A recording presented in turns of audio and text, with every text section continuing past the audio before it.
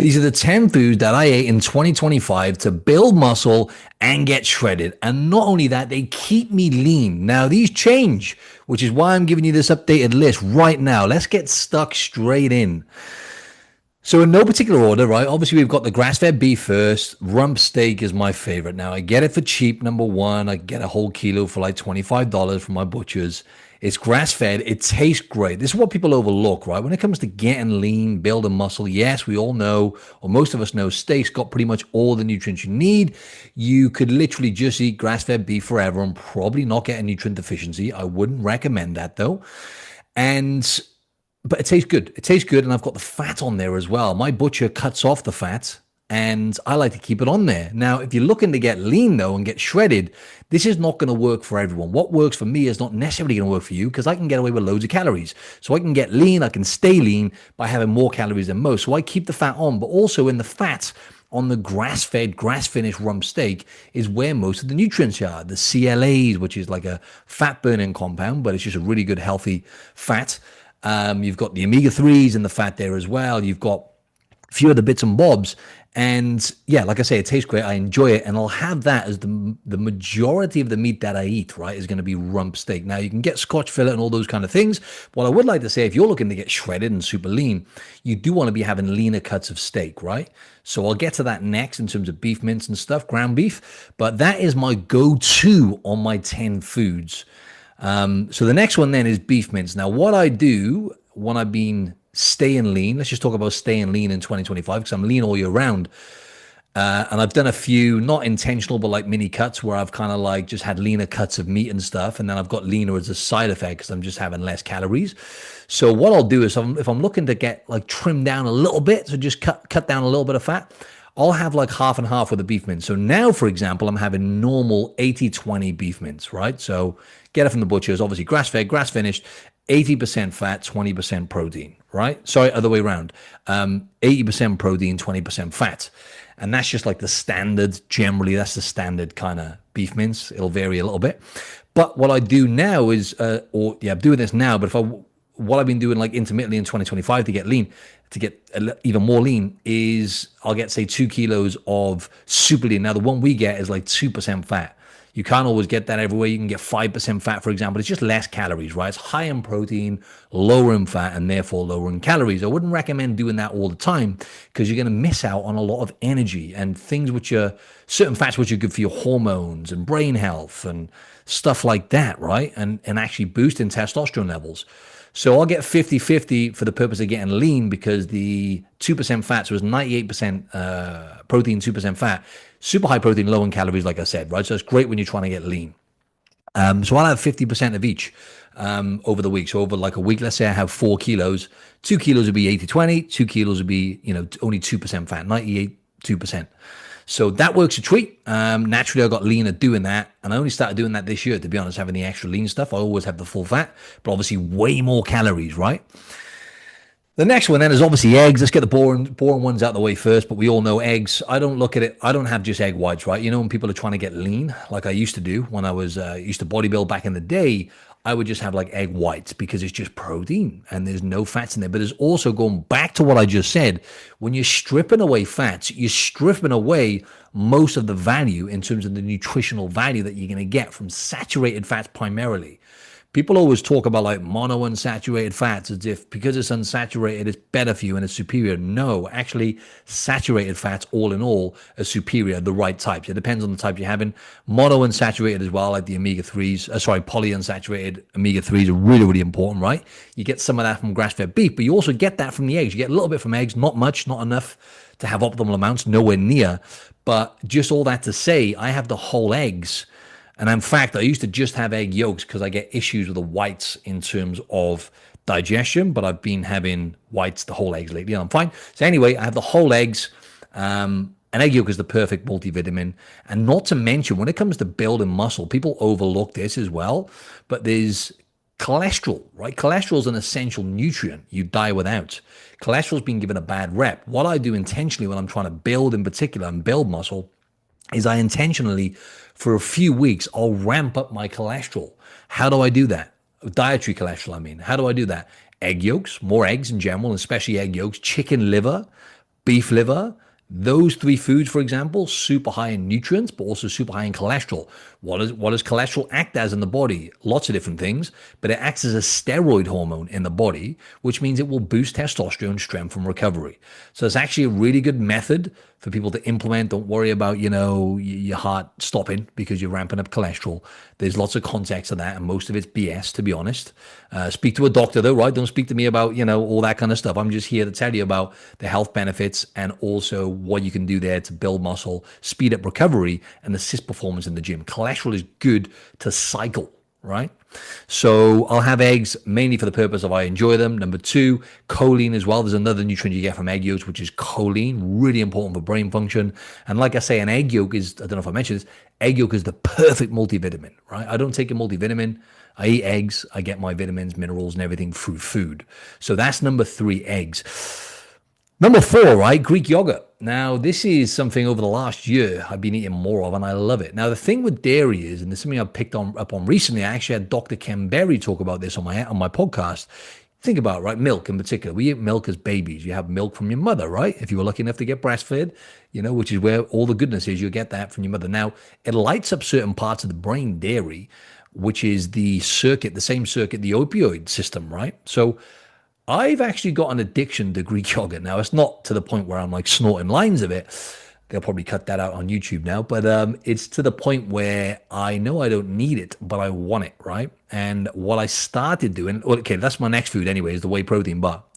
Told you that now. Anyway, but the Greek yogurt, essentially, I'll use this definitely when I was getting ripped. This was not intentionally, right? But when I did a little mini cut this year, what I did, and I wouldn't recommend this, right, because it's not really a complete meal. But what I was doing is I was having two meals. By the way, always have two meals when I'm looking to get leaner. Why? Because it's easier to eat less. For me in particular, I don't say this for everyone, because a lot of people actually eat more when they fast because they have massive meals and they end up going overboard when they do break the fast. But for me, I was having one big complete meal, like my meat, my eggs, my avocado for the first meal, cooked in ghee oil or whatever. And then the last meal was just Greek yogurt, this whey protein powder, which I love, is a good quality one, which I've mentioned before here in Australia. And I'll have a bunch of fruit with that, like berries, banana, apple, those kind of things. And I would sometimes even add a bit of peanut butter, but that would only be on the weekends, especially when I'm trying to, if I want to keep it tight or at least trim down a little tiny bit of body fat. Just to be clear, I'm pretty much shredded all year round, right? Or ripped all year round. But when I want to get that next level shredded, that's what I was doing. And I was just not eating much. Like if I was to have a meal like I used to do, I'd have a meal and then another meal in the evening, which is good, by the way, because it's more of a complete meal when you're having a proper meal, meat, veggies, rice, those kind of things. And then the Greek yogurt, what I find with the Greek yogurt, again, because I like it so much, I would eat more of it than is intended. And therefore, I would not be able to kind of stay lean or get to that next level of leanness if I was having that with a meal in the evening, if that makes sense. So it'd be my main meal, sometimes a little bit of dark chocolate, and then I would have Greek yogurt, whey protein, and fruit in the evening. Now, I wouldn't recommend that to people, though. I want to be clear here. These things are kind of going against the grain. This is not what's going to work for most people, but I think it's going to be valuable for you to know what I do and the nutrient-dense food that you can kind of rotate intermittently. But if I were you and I was looking to get lean, the next level of leanness or drop weight, I would use low-fat yogurt. Obviously, that is controversial, but you can get some good quality low-fat Greek yogurts now. And if you mix that with a good quality whey protein without artificial sweeteners and all the crap in there, it actually tastes great. It fills you up. I noticed with whey protein as well. Well, by the way, we're transitioning into food number 5 now. I noticed with whey protein, it seems to hit my stomach more and just really fill me up on top of the yogurt. I don't know what it is. Obviously, it is derived from milk, right? And it's not like it's high. It's like a third of the amount of protein that I'll have in the amount of steak that I eat, or even like 20% because I have massive amounts of steak. But it seems to fill me up more with the Greek yogurt. Obviously, the Greek yogurt's got some fats in there, but like I say, if you're looking to get lean, I would definitely say to go for the leaner cuts of meat. Have some of the sirloin steak, the Scotch fillet steaks or the rump steaks or the T-bones or whatever.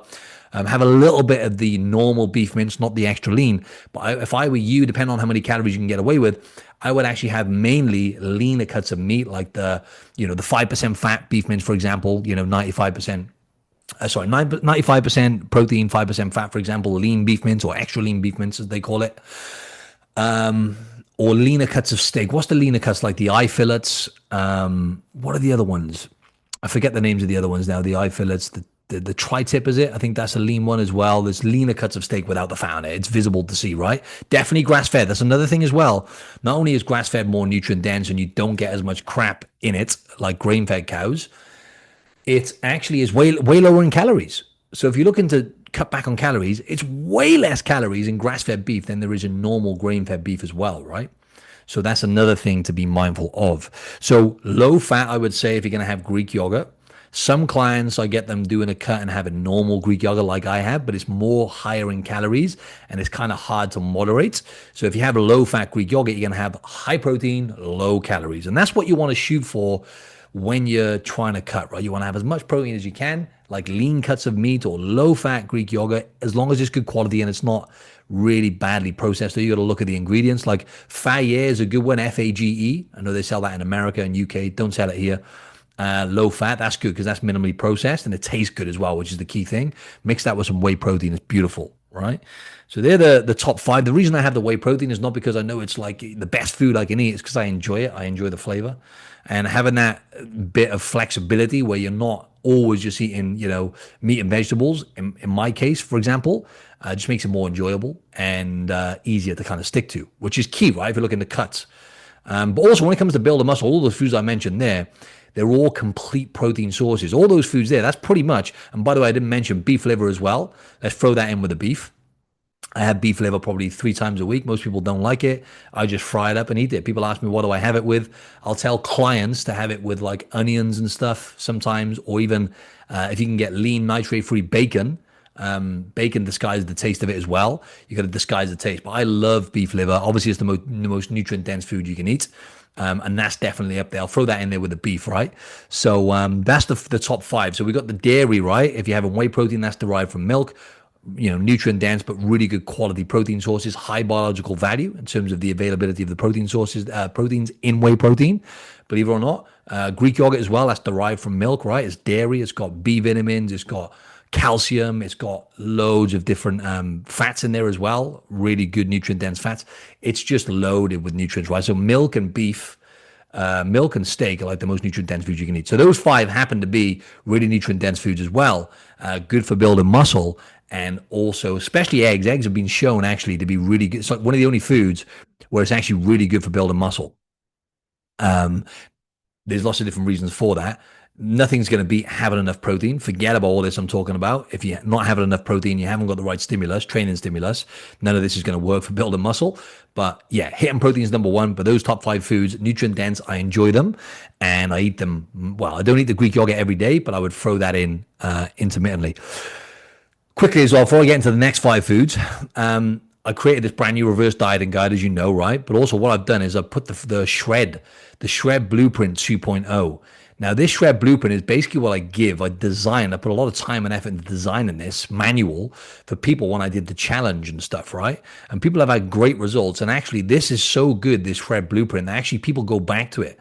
People I know have done my challenges before, they say, Mark, this Shred Blueprint that you gave us for the 3-week challenge, it actually still works. I always go back to it. The training program in there, the methods, the calorie calculator, all the foods, mindset stuff. It's gold. If you want to get like shred and lose fat fast, I'm going to give you this, and I'm going to give you the reverse dieting guide in one package. The reverse dieting guide will help you once you've lost the fat to be able to maintain afterwards, which most people fail at. The reverse dieting guide is gold. I've got the methods in there in terms of exactly what you need to do once you've lost the weight to be able to build muscle and maintain the weight you've lost. Cut a long story short. Nutrition, training, everything, hormones, mindset, it's all there. So I put that into a package. You can grab that for free because I'm good like that. Link beneath in the show notes. Click that and it's yours. Food number 6 in no particular order, chicken breast, right? Because it's super high in protein, low in calories, right? Do I enjoy it as much as steak? Nowhere near. But that's simple, right? Chicken breast, like, is the typical bodybuilding thing, right? Because it's high in protein, really low in calories, right? So you have 100 grams. Well, let's say you have, a chicken breast, which is what, say 250 grams, is how much it weighs raw weight. That's going to be around about 60 grams of protein. And it's only going to be what? I don't know, 200 calories, something like that, right? So it's high protein, low in calories. I'll chop that up, fry it, and I'll fry that into my next food, which is ghee oil. Right now, it's calorie dense ghee oil, but I love it. I love the way it makes the food taste that I cook in. It's loaded with nutrients. Again, it's got by I can never pronounce this word. Biuvate. I can never pronounce it. Biurate, whatever acid, a specific type of fat, which is really, really good for. It's an anti-inflammation property. It's got anti-inflammatory properties. Basically, it's really low. Believe it or not, ghee oil. It's actually super low in lactose as well. A lot of people have issues with dairy, but not with ghee because it's got barely any lactose in it. Only a very small amount, if any, I believe. So that works well for my gut as well. I can digest it well. Yeah, and that's my kind of go-to as well. So ghee oil, chicken breast are 7 foods. Then we've got green beans, right? Why green beans? Or just greens in general. I would always recommend, if you're looking to cut and get lean, I would highly recommend you having fiber up. So when you look at the non-starchy carbohydrates, like your vegetables, right? So your green beans, your spinach, your broccoli now. Broccoli and cruciferous vegetables, people struggle to digest a bit more.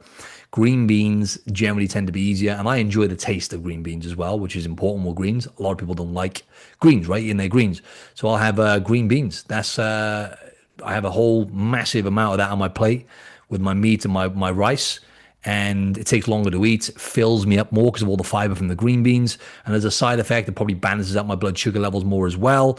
And yeah, that's what fiber and greens are good for. Yes, you're going to get some magnesium, you're going to get vitamins and stuff, which are kind of hard to get from other foods, bit of potassium, those kind of things.